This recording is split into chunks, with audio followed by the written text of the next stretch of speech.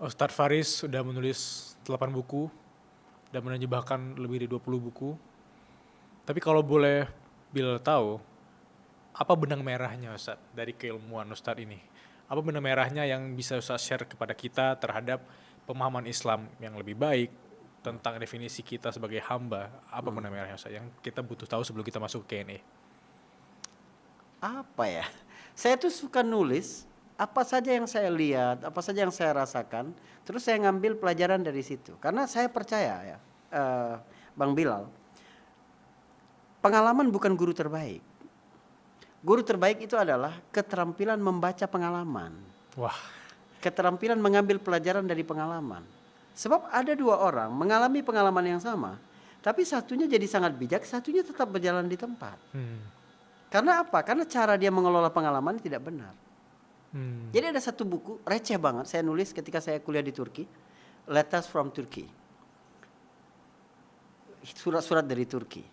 Itu tentang apa yang saya lihat keseharian, terus apa pelajaran yang dapat saya ambil. Misalnya saya ngelihat orang Turki cara mereka minum teh. Turki itu unik sekali. Jadi tehnya itu ada 2 tingkat.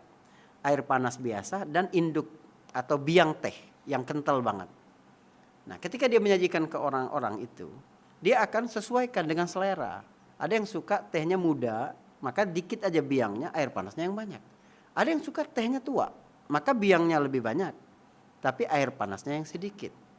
Itu kan tentang klasifikasi sikap. Yang kita berikan tetap teh, tapi semua orang senang. Jadi ketika kita bergaul dengan setiap orang yang berbeda, dengan cara yang berbeda, itu bukan munafik, tapi klasifikasi sikap. Nabi bergaul kepada Utsman beda dengan kepada Abu Bakar, kepada Umar. Nabi pernah duduk di rumah, tersingkap sebagian pahanya. Waktu Abu Bakar masuk, Umar masuk, Nabi biarin begitu. Tapi begitu tahu yang minta izin masuk Utsman bin Affan, Nabi tutupin dulu baru Nabi silakan masuk. Waktu pulang Aisyah tanya, ya Rasulullah kenapa kamu memperlakukan itu ke Utsman, enggak ke Abu Bakar, ke Umar? Kata Nabi, gimana aku enggak malu pada orang yang Allah pun malu kepadanya. Itu kan klasifikasi sikap. Nabi takut karena Utsman punya itu. Dunia ini tenang banget kalau kita nggak minta kepada orang pelit. Orang itu kan pelit kalau diminta. Kalau kita nggak nakut-nakutin orang penakut. Kalau kita nggak gelitikin orang yang gelian, gitu kan, itu aman dunia. Hal-hal yang seperti itu sih, yang receh itu saya tulis juga dalam kehidupan. Sampai masalah-masalah tauhid tentu saja. Ya, ada beberapa. 3 pertanyaan Ustadz dari teman-teman suara berkelas. Pertanyaan pertama dari FZFTRI. Saya melihat teman-teman saya yang mu'alaf itu lebih rajin belajar tentang Islam dibandingkan saya. Tapi bagaimana pendekatan kita yang terlahir Muslim malas belajar tentang dasar-dasar Islam? Saya itu sebenarnya lagi bimbing juga beberapa orang. Ya, kalangan terkenal lah di Indonesia. Cuma harus dirahasiakan. Ya. Ada yang mu'alaf, ada yang dalam proses menuju itu, gitu ya. Menarik, ada yang bilang begini ke saya tuh. Itu Bang Bilal kenal, semua kenal ini orang. Ya. Dia masih rahasiakan itu. Ya. Dia bilang, saya tuh menemukan jawaban-jawaban dalam kehidupan saya itu dalam Islam. Dia menemukan banyak jawaban dari persoalan-persoalan hidupnya itu dari Islam. Makanya dia tertarik untuk belajar Islam. Tapi membuat saya ragu untuk syahadat adalah banyak banget kewajiban di dalam Islam. Okay. Apakah nanti saya begitu masuk saya harus menjalankan semua kewajiban itu? Nah, ini hal yang paling mendasar. Gimana kita melihat perintah Allah itu bukan beban. Bang Bilal. Kita di Iman Path itu mengemas belajar Islam itu harus dari dasar. Segala sesuatu itu harus dipelajari dari mulai hal-hal yang fundamental. Kita tuh nggak pingin orang belajar Islam itu seperti nonton bioskop. Hanya menjadi wisata spiritual. Dia cari tuh mana judul yang paling menarik, aktor yang paling terkenal gitu ya, ustadz yang paling viral gitu. Enggak, kita pengen you harus ngambil Islam ini semua. Tapi kita bertanggung jawab untuk melihat sisi mana sebenarnya yang menarik dari setiap pembahasan-pembahasan pada dasar-dasar Islam. Kita ketika bicara keimanan kepada Allah, kita bicara bagaimana tentramnya ketika kita merasa bahwa hidup kita ini diatur oleh Allah. Ketika kita bicara keimanan kepada malaikat, hari ini Bang Bilal itu ngerasain nggak kehadiran malaikat dalam aktivitasnya? Allah buat apa sih cerita Jibril datang ke Maryam, kemudian Maryam merasa takut, Jibril bilang, itu Allah ingin kita juga merasakan pengalaman yang sama. Bagaimana malaikat hadir dalam hidup kita. Hadis-hadis Nabi tentang, misalnya tentang di majelis ilmu, malaikat datang, mendoakan. Itu biar kita merasakan kehadiran malaikat. Ketika kita keluar rumah mengucapkan Bismillahirrahmanirrahim, la haula wala quwwata illa billah, itu ada malaikat loh yang membisikkan kita. Laqad hudita wa kufita wa wuqita. Kamu sudah dapat petunjuk. Kamu sudah dicukupkan. Kamu sudah dijaga sama Allah. Lalu setan ngajak temannya pergi. Pergi kita. Buat apa kita mengikuti orang yang sudah dijamin, digaransi oleh Allah. Gak bakal bingung. Gak bakal kekurangan. Gak bakal celaka. Kita ngerasain itu. Ya, bagaimana kita dalam setiap aktivitas kita itu disertai oleh malaikat. Begitu juga ketika bicara tentang iman kepada Nabi. Gimana sih kita membangun jembatan Nabi yang hidup 1500 tahun yang lalu dengan kita pada hari ini? Apa yang menghubungkan kita dengan Nabi? Hal-hal yang seperti itu supaya kita faham bahwa betapa sayangnya Allah ketika Allah memberikan syariat, Allah menurunkan Al-Quran, Allah mengutus para Nabi dan Rasul. Kita mulai dari logika paling dasar nih Bang Bilal. Apa tujuan kita ada di dunia? Itu benar gak kita bisa menjawab? Karena penting. Kita seberapa sih sering bertanya kepada diri kita tujuan kita ada di dunia ini apa? Saya contohkan. Ada orang pertama kali datang ke Aceh. Lalu tanya ke Bang Bilal. Rekomendasi dong tempat-tempat ke Aceh. Kemana saya harus pergi? Bang Bilal jawab apa coba? Pantai Lampuk. Pantai Lampuk terus? Museum Tsunami. Museum Tsunami ya, itu menarik, bagus. Ya. Masjid Raya Batur Rahman. Masjid Raya Batur Rahman, oke. Padahal jawaban yang paling tepat adalah tanya dulu, dia ke Aceh itu untuk apa? Kalau dia datang untuk melanjutkan pendidikan, Bang Bilal kasih taunya kampus-kampus rekomendasi di Aceh. Kalau dia datang untuk bisnis, Bang Bilal kasih tahu tempat-tempat sentra-sentra bisnis yang bisa dia lakukan. Kecuali dia datang sebagai turis, oke. Kita kasih tahu tempat-tempat wisata tadi. Kalau sekiranya dia datang sebagai pelajar, lalu Bang Bilal ajak ke tempat-tempat yang tadi, memang dia puas, memang dia merasakan keindahan. Tapi pulang, papanya nanya, udah ketemu belum kampus? Berhasil nggak? Kan enggak. Jadi kita harus pertanyaan yang paling mendasar nih tentang agama. Untuk apa kita ada di bumi? Untuk apa kita diciptakan? Ini kadang nggak menjawab. Sehingga orang melihat agama itu beban. Nah, kita diciptakan, kita semua tahu. Kita diciptakan untuk menghamba sama Allah. Oke, itu udah clear. Wa ma khalaqtul jinna wal insa illa liya'budun. Tidak diciptakan jin, aku tidak ciptakan jin dan manusia kecuali untuk mengabdi, menghamba kepadaku. Berarti apapun aktivitas kita harus bentuk penghambaan kepada Allah. Kita bekerja, kita liburan, kita ngopi. Gimana itu bentuk ibadah? Kita bisa konversi itu. Karena kalau ibadah dipahami yang sempit, cuma sholat, cuma puasa.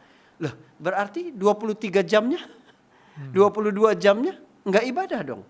Padahal kita ini enggak diciptakan kecuali untuk itu. Artinya tidurmu harus dikonversi punya nilai ibadah. Liburanmu harus dikonversi jadi nilai ibadah. Nah, tapi Bang Bilal, ini baru separuh dari kehidupan. Allah menciptakan kita supaya kita menghamba ke Allah. Bang Bilal pernah nggak kepikiran dari sisi Allahnya, Allah tuh ciptain kita mau ngapain kita sih? Kalau menghambakan diri, beribadah itu dari kita ke Allah. Tapi dari Allah ke kita, Allah tuh nyiptain kita, dia mau ngapain kita? Jawabannya ada dalam surat Hud ayat 119. Allah menciptakan kita untuk menyayangi kita, untuk mencintai kita. Illa man rahima rabbuk walidzalika khalaqahum. Kecuali yang dicintai oleh Tuhanmu, disayang oleh Tuhanmu, karena untuk itulah Allah menciptakan kamu. Kalau tadi dari sisi kita ke Allah menghamba, berarti apapun aktivitas kita harus bentuk penghambaan kepada Allah. Nah, sekarang kita balik. Karena Allah menciptakan kita untuk menyayangi kita, maka apapun dari Allah itu pasti bentuk sayang Allah ke kita. Apa sih dari Allah ke kita itu? Ada 3. Pertama adalah ciptaan-ciptaannya. Yang kedua adalah ketetapan takdirnya. Yang ketiga adalah syariatnya. Langit, bumi, air, ya kan? Semua, orang tua kita, anak-anak. Itu dari siapa? Dari Allah. Allah berikan itu bentuk sayang Allah kepada kita. Oke. Kita punya otak, kita punya pernafasan yang baik, kita punya tangan yang bekerja sempurna. Itu kan ciptaan Allah, bentuk Allah sayang ke kita. Nah, takdir dari siapa? Juga dari Allah. Karena Allah sudah state, Allah menciptakan untuk menyayangi, untuk mencintai, maka takdir pun bentuk sayang Allah ke kita. Baik yang kita suka ataupun yang gak kita suka. Jadi segala sesuatu yang ditetapkan dalam hidup kita, pasti itu bentuk sayang Allah sama kita. Kita kecelakaan kecil, bentuk sayang Allah menyelamatkan kita dari kecelakaan yang lebih besar. Kita ditahan. Jadi Allah ketika memberi, bentuk sayang. Ketika menahan juga bentuk sayang. Ketika melebihkan, bentuk sayang. Ketika mengurangi juga bentuk sayang. Ketika mempercepat, bentuk sayang. Ketika menunda juga bentuk sayang. Karena Allah menciptakan ketetapan takdir itu untuk sayang sama kita. Yang ketiga, syariat. Allah menciptakan syariat ini juga bentuk sayang Allah ke kita. Kita tuh gak boleh nuduh Allah mengambil kepentingan dari apa yang kita lakukan ke Allah. Kita kan sering begitu. Buktinya bilang begini, ya Allah, aku sudah puasa sunnah, aku sudah rajin sedekah, aku sudah rutin sholat duha, tapi kenapa rizkiku masih pas-pasan? Padahal sholat sunnah itu sendiri adalah bentuk sayang Allah. Nikmat Allah kepada kita yang menggerakkan hati kita untuk ibadah itu juga nikmat dari Allah Subhanahu wa taala. Jadi syariat Allah itu, Allah enggak ngambil kepentingan apa-apa. Allah tuh enggak menguntungkan bagi Allah sedikit pun sujud kita. Sedekah kita itu enggak menguntungkan Allah. Semuanya untuk kita semua. Kita sujud, kita berhaji, kita sedekah, itu untuk kita semua. Oh, itu banyak sekali. Bisa dilihat dari berbagai hal. Kita belajar di master kelas Iman Pet itu. Kita belajar, sholat itu apa saja kebaikan-kebaikan Allah dalam perintah sholat. Apa saja kebaikan Allah dalam perintah puasa. Kan gitu. Jadi puasa itu bukan hanya menyehatkan fisik. Tapi kemampuan mengendalikan diri itu bagaimana menyelamatkan manusia.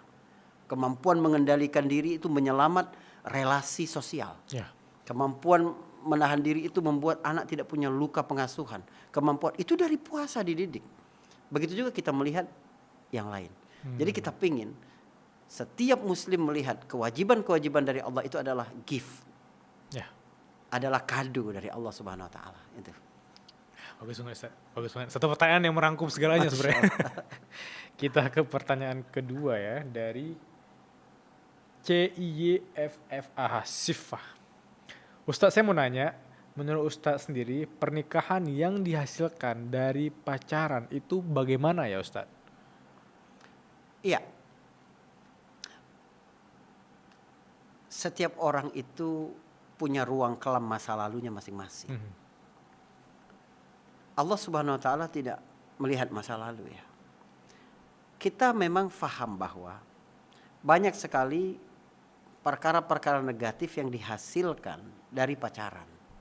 Termasuk bagaimana hubungan setelah mereka sudah menikah.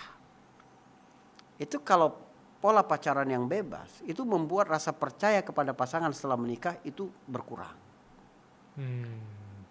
Cara kita menyikapi pasangan, ekspektasi ketika pacaran, karena yang ditampilkan ada hal-hal yang baik. Lalu kemudian setelah menikah tahu aslinya seperti apa, kekecewaan itu juga membuat pernikahan rapuh. Itu harusnya menjadi pelajaran bahwa kita jangan mengulangi hal yang sama dalam kehidupan kita. Umur kita kan terlalu pendek untuk trial and error. Jadi kalau kita sudah dapat kasusnya dari orang lain, udah lu nggak usah nyoba, udah terbukti begini gitu loh.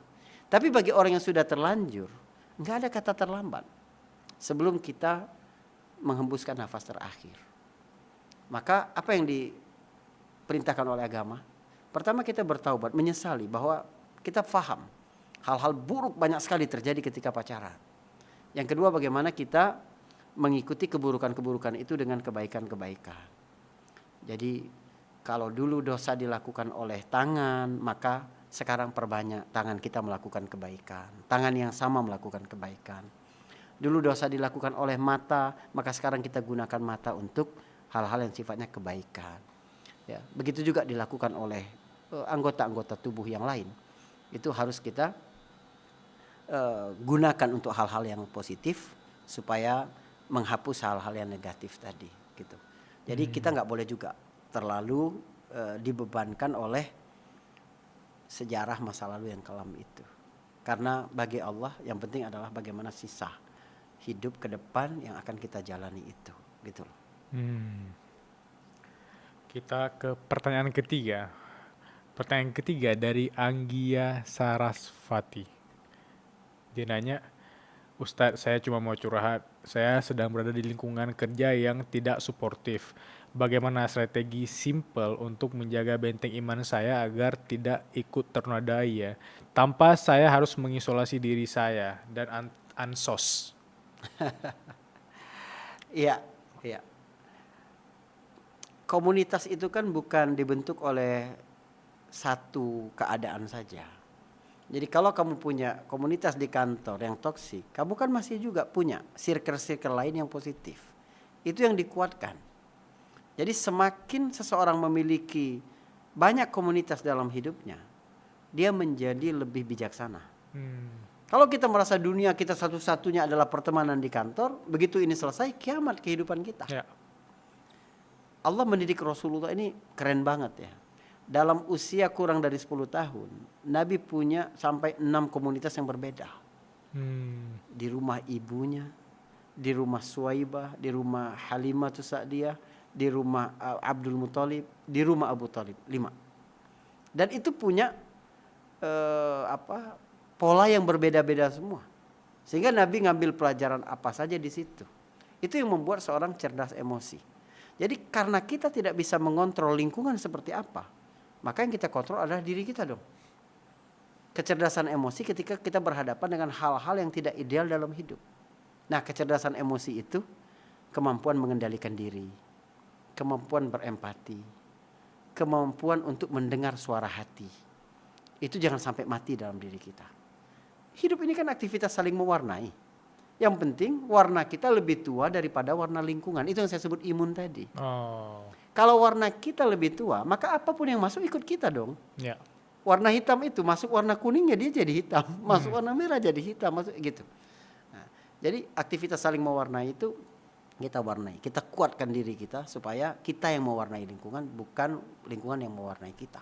Ya, dan balik lagi ke level keimanan kita juga, punya state atau pola kemampuan diri di mana banyak orang yang mungkin toksik tapi kita tetap kuat dengan mental kita sendiri bahwa saya seperti ini gitu, saya seperti ini. Iya. Kita sudah menyelesaikan 3 pertanyaan. Terakhir dari saya, Ustaz. Iya. Kayak berat ini. Berat biasanya. Dan tiba-tiba, the worst advice yang pernah Ustadz Faris terima. Kita adalah apa yang kita pikirkan. Wah, kenapa tuh? Jadi kalau kamu berpikir bisa, pasti kamu bisa. Kalau kamu berpikir positif, alam akan positif kepadamu. Itu sampah tuh menurut saya. Kenapa, Ustaz? Karena saya sering berpikir bahwa saya bisa, ternyata nggak bisa. Ini kata-kata seolah-olah motivasi yang sangat indah ya. Bagaimana kita menjaga mindset positif dalam diri kita. Jadi alam semesta itu akan bersekutu sesuai dengan kemampuan kita. Tapi ini bermasalah dari agama, bermasalah dari realita, dan bermasalah untuk ketahanan mental kita. Ini perkataan seolah-olah sakti sekali, tapi dia bertentangan dengan konsep takdir di dalam Islam. Kalau kita percaya bahwa apapun yang kamu pikirkan itu pasti bisa kamu lakukan, itu kita seperti aliran Qadariyah. Kita yang meng-create takdir. Asal kita berpikir begini, pasti kita bakal bisa lakukan itu. Dalam Islam nggak begitu. Karena kehendak kita tetap di bawah kehendak Allah. Kita mesti berpikir positif. Tapi ketika gagal pun kita harus positif. Gitu.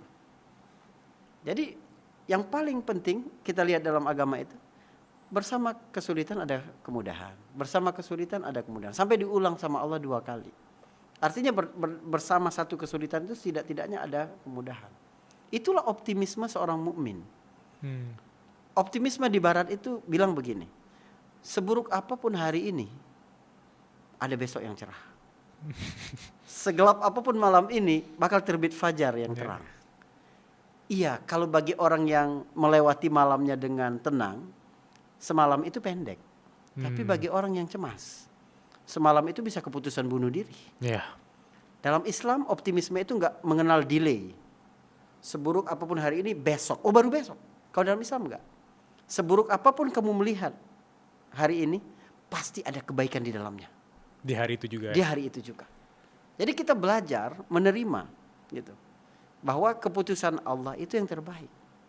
Ketetapan Allah itu yang terbaik. Saya berusaha untuk positif dalam berpikir, dalam berusaha, berstrategi, karena itu kewajiban kita sebagai hamba. Kita diamanahi akal, kita diamanahi bisa membaca pola-pola, kita diamanahi kemampuan, skill-skill dalam kehidupan. Itu kita gunakan sebagai bentuk amanah kita. Tapi kalau urusan hasil, udah itu serahin sama Allah. Gak usah kamu campuri urusan Allah, pusing kamu.